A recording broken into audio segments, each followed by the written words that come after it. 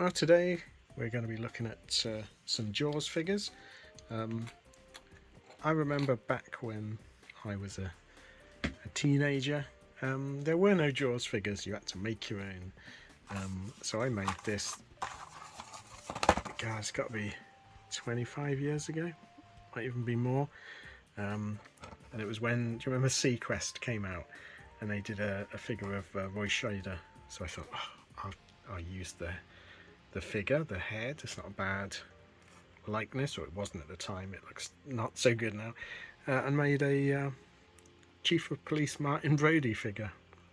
And I had a fancy dandy inkjet printer back then, so you could knock this stuff up. It was amazing times.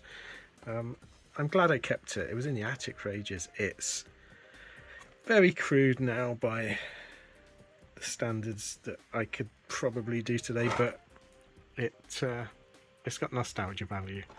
There's nothing on the back. And then I did make a couple of 12-inch Quints, which eventually I put them on an old website well before Facebook, and some guy in Thailand bought them off me, 2 of them. It was a bit of a pain selling it to him because he agreed on a price and then kept wanting to change that price after he'd agreed on it, which is why I generally don't make anything to sell now. And all I did was use the old Battle of the Bulge Robert Shaw figurehead, and then just sort of cast that up and then used Sculpey and stuff like that to make it. So I should do another one, but the basic upshot of what I'm all getting at is now there are Jaws figures. So you got things like the reaction figures, which are now going for quite a bit of money, and I wish I'd have got them when they come out. They're not so accurate. But then you've got NECA doing figures, and they've done one of my absolute favourite character, probably of all time, Quint. So this is very dusty because it only turned up today. So this is now getting to be quite expensive as well. They go for about 80, 90, 100 quid. So this is one of the most expensive figures I've purchased, but it was a sort of Christmas present from my wife that I can have early, and I couldn't resist it because I've seen photos of this and it just looks really well done. But we shall see if it holds up and see what the sculpt's like. So we're going to get out of the box. I almost didn't open it because this figure was so expensive, but yeah, I like figures to be open. You're a long time dead, you might as well enjoy the figures you've got. Weirdly, Amazon managed to put it in a box with a load of batteries, so it's been a little bit dinged, which is really annoying, but I'm too excited to open it to send it back or anything like that. And I didn't buy it for its resale value. I wanted it because I wanted the figure. So let's have a look at the box. So quite a nice packaged one. I'm happy it's in a box, not a bubble card like some of the other figures, like the Snake Plissken, etc. And the back of the box is great, so it actually shows the figure, and it looks a great likeness. It'd be good to have an orca to match it. I'm not sure whether the hat comes off or whether you get 2 heads, so that'll be interesting to see. I imagine the expression does look different, so you might get 2 heads, which would be good. It looks like he comes in his M65 jacket. You get his rifle and his harpoon gun. Looks like you get some beer cans, some hands. So let's get him out and we'll have a look. Okay, so I've popped him out of the box. It was quite easy to get him out. A couple of sort of twisty ties, and then all those accessories just held in either with tape or with a plastic covering. So let's have a look at the accessories first. So you get a little beer can. This is Nia Gets It, which I think is some sort of joke, because aren't they Nantucket beer in the film, and these have got NECA symbols on. So you get a full can and a crushed can from the famous scene, and the crushed can can be held in one of the hands. You get some ungloved hands, so you can have him with his gloves on or off. And then that's a hand that's so you can have him hold the beer can. You get a gloved hand for, I'm presuming, the machete, because it's got a square hole. You get his machete that obviously he stabs the shark with at the end. Again, the detailing is just astonishing on it. It's nicely painted. You get his harpoon gun, with which he sticks the poor fish with the barrels. Always reminds me of a Martini Henry lock on it. Don't know what it's based on, but nicely detailed. So you could do the scene. You could build him a little pulpit to go in. Then you get his. Hey, is it a Garand? I'm not sure. It's one of the World War II type rifles that he so uselessly shoots at the shark with, and it comes with a moulded on strap so it can go over his shoulder. And then you get the baseball bat, which he destroys the radio set with, which is when Brody thinks he's finally lost it. So let's prop them to one side. You also get a bandana, which again is really nicely printed, and I'll show you why in a second. So you only get one head, and the way they've done that is the hat comes off.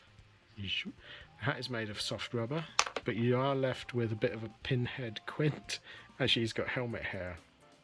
I sympathise. And that's so that you can pop the bandana on.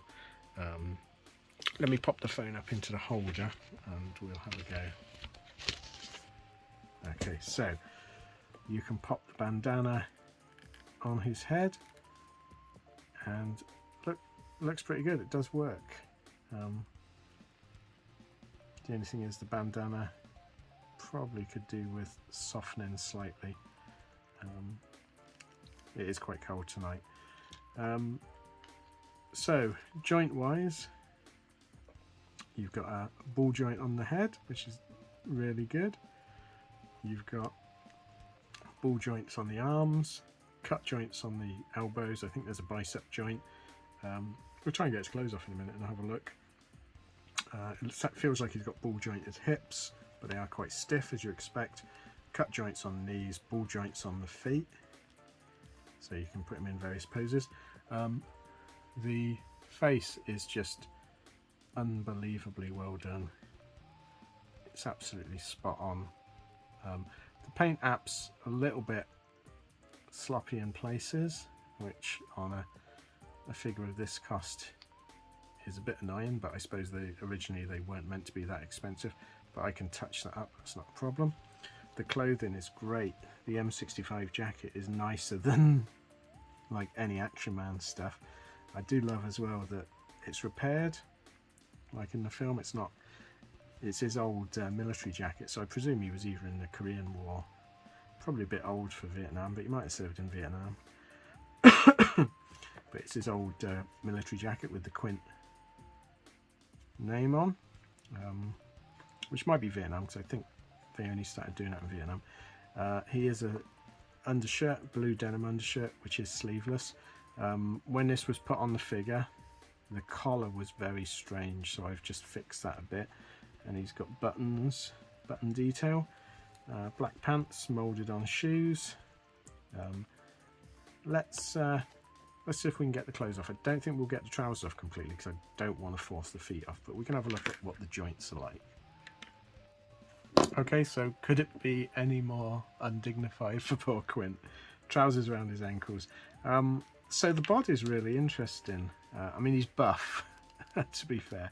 So you've got cut and swivel on the shoulders, but then you've got a bicep joint.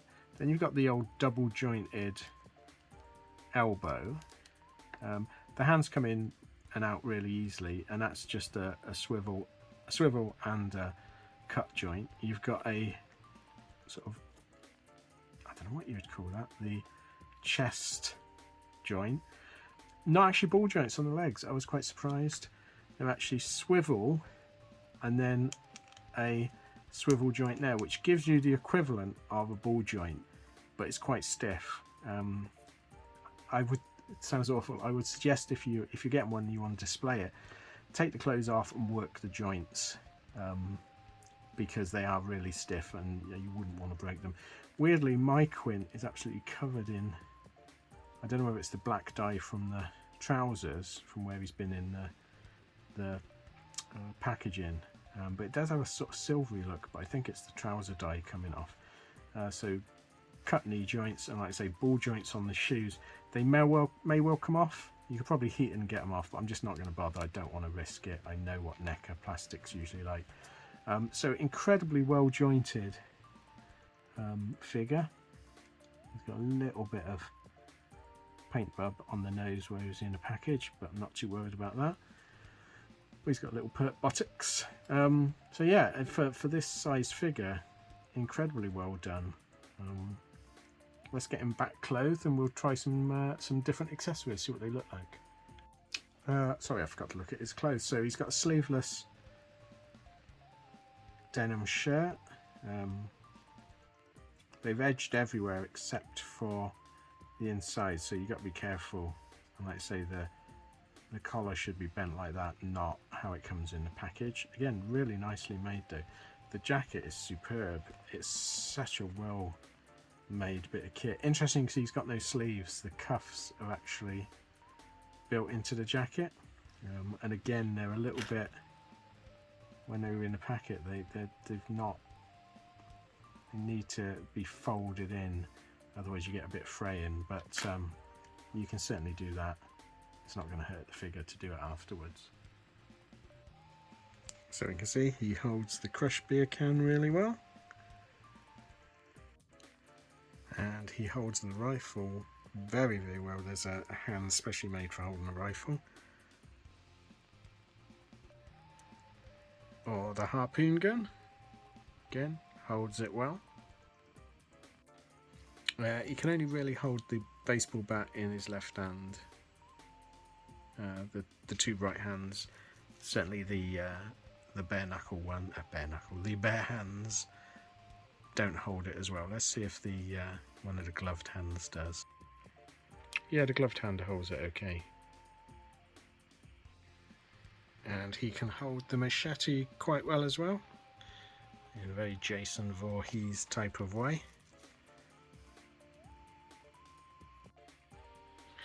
So, all in all, I'd say this is an expensive but amazing figure. The likeness is absolutely spot on. The joints are pretty good. He's very poseable. The hands go on and off really easily, which I was quite worried about. Some NECAs don't. The clothing is just astonishingly well made. Overall, this is, I think, by far one of NECA's best figures like this. Like I say, I've got a few others. If you want to see them, let me know. I got like Snake Plissken and Charlton Heston. The accessories, there's just so many, and they're really well made and painted. The only slight drawback, but that's true of almost all of these figures they do, is because it looks like the hands are sprayed after they're made, you might have to work the cut joints on the bare hands a bit, because they are pretty solid with paint, you see. But they don't really do a lot anyway, especially on the gloved hands, so whether you try and fix that is up to you. And the labels on the beer cans probably could do with a spot of glue on just to hold the corners on. But other than that, I can't fault this figure. It is superb. I wish it was available sort of at the price that it should have been, and I'll certainly be pre-ordering the Matt Hooper figure to try and get it at a more sensible price. But thank you to my wife for getting me this. It's going to go pride and joy on the shelf with my little Quint head that I made. I understand they're not going to be doing a Sheriff Brody one for licensing reasons, which is really annoying. But if you like Quint, and let's be honest, who doesn't, go and get this figure, you deserve it. Thanks for watching. If you got this figure, let me know in the comments what you think of it. Please like and subscribe if you can, it does help the channel. And thanks for watching. See you again next time. And here's to swimming with bow-legged women.